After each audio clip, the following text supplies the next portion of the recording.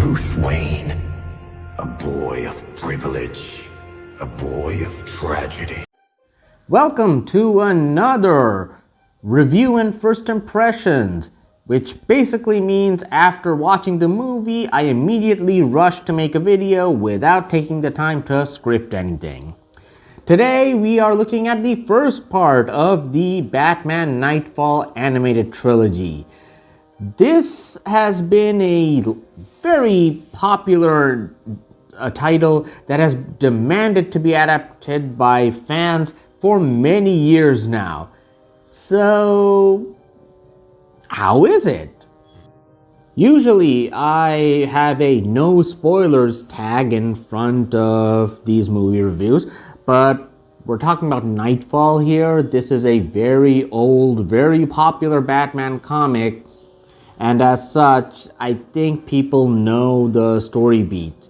So while I'm not going to go into a huge amount of detail, because the format doesn't demand it, and I'm lazy, I will not hesitate to spoil certain parts of the story where I feel they may have made some changes, both necessary and unnecessary. One of the main issues an adaptation of Knightfall would always have is trying to sort of fit in a lot of the elements that sort of build up to the climax of the first part, which is, no spoilers, Bane breaking Batman's back. And unfortunately, the movie does have to play a lot of catch-up. We are forced to spend time with Azrael. We are forced to spend time with Bane and his past. We also need to spend time delving into Batman's history. We spend little moments on Nightwing and Jason Todd and the fact that Tim has just become Robin. And we even get little hints that Huntress might get involved later down the line. We don't know about that. We also need to set up Chandra Kinsolving because she will be relevant to the overall story later on. As such, the movie has a very expository feel. It constantly needs to just shove information into people's faces so that they are completely caught up. Unfortunately, a lot of the memorable moments from Knightfall end up a casualty of this exposition, I would say. A lot of the stuff has to be cut out. Bane's associates do not exist in this story. Mad Hatter's segment, where he is one of the people who figures out that someone is going to do something, that someone broke them out willingly, that is also cut out. Instead, Mad Hatter is turned into more of a generic supervillain. But at least he does get a segment. Both him and Zaz are lucky enough to have moments to themselves. A lot of the other characters are just thrown into a montage. Mr. Freeze and Catman, who were not a part of this story, are basically just there as a montage of villains that Batman has to defeat in order to slowly get tired so that Bane can eventually defeat him. And speaking of Batman being tired, oh boy, is it driven home that Batman is tired. Everybody will keep pointing out that Batman is tired, Batman is edgy. We are hammering it home that Batman is off his game. Which, unfortunately, the movie really has to use a tell, don't show vibe that the comic did not have to. The comic has the luxury of coming out and spending 22 or so pages on each villain, and we can slowly see the character get, well, worn down over the course of the story. But we only have 78 minutes here, and we have to fit in Azrael and Kinsolving and Bane's backstory. So we have to push it all in just so Batman can have his back broken by Bane at the end of the movie. Also, another casualty, coming back to the villains again, is that a lot of them don't show up. Poison Ivy's segment is cut entirely. The famous scene where Bane fights Killer Croc is not there. But that's not exactly accurate.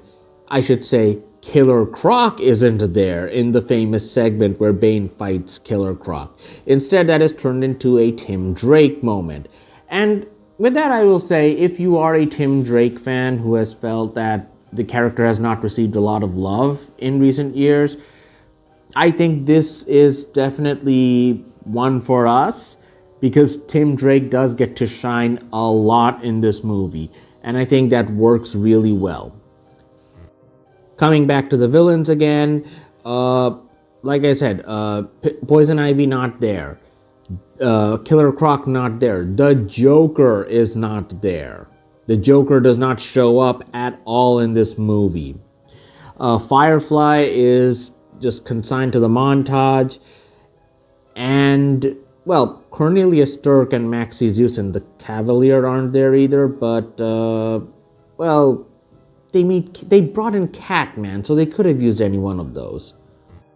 As for the visuals, I do have some... Well, I don't have an issue with the visuals per se, but I do have an issue with the animation of which has been a problem that has plagued a lot of the recent DC stuff. It is very stilted, very stop-motion-y, and it doesn't work. The art style is fine. I wouldn't say it's great, but at least it's serviceable. But man, the animation can come off as so stilted, it will take you out of the experience multiple times. As for the voice acting, I think it is, again, it's passable at best. I think the voice actor for Tim does a good job. The voice actor for Bane does a good job. And speaking of which, I should talk about the Bane and Batman fight for a bit. Well, I'm not going to go into exactly why Bane really wants to break Batman, but honestly, that has never mattered. Bane is just the generic enemy that wants to break Batman. We just need Batman's back broken. But that has become such an iconic moment, so of course the movie was going to dedicate around 10 minutes to it. We see Batman, like, mostly getting his ass kicked by Bane. Bane also tries to break him down mentally, throws him into... let's I'm not gonna say where, but there's an effort to sort of have Bane dress Batman down both mentally and physically. Whether it works, your mileage will vary, because let's be honest, Batman is been tired like throughout the entire movie. We have not seen a properly functioning Batman anywhere, so how effective that is for you will just come down to personal preference, I feel. The movie does end where you expect it to, with Bane tossing Batman's lifeless, he's technically alive, body onto the streets of Gotham, and it does make for some cool imagery, but that's really all there is to it. Final recommendations. Well, this is the part of the trilogy that is supposed to... this is the highlight.